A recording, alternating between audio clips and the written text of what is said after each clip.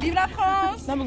Elles avaient rejoint les rangs de l'État islamique et sont depuis retenues dans des camps kurdes dans le nord-est de la Syrie. Plus de 80 femmes françaises et avec elles 200 enfants se retrouvent aujourd'hui prisonnières derrière ces grilles dans des conditions sanitaires jugées déplorables. Ces femmes espèrent retourner chez elles en France où ont déjà été rapatriés 35 enfants, pour la plupart des orphelins.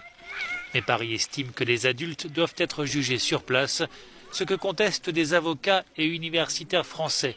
Ils viennent de saisir la Cour pénale internationale en demandant l'ouverture d'une enquête pour des crimes de guerre qui pourraient mettre en cause la responsabilité de l'Élysée.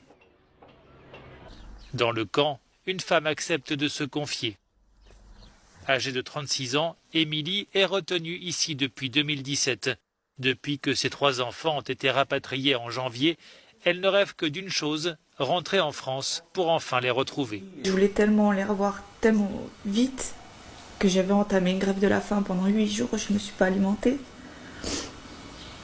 Après, je me suis dit, ça ne sert à rien. Parce que toute mère, que je meure ici ou pas,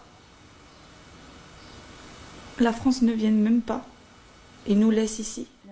Aujourd'hui, Émilie demande à la France de lui accorder une seconde chance.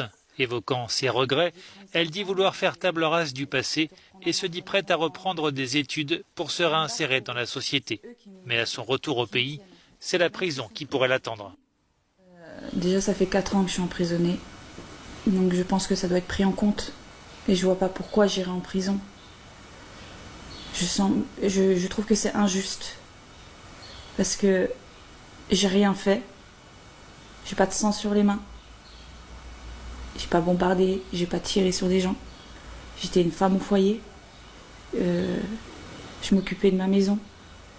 Et surtout de survivre dans un pays qui était bombardé.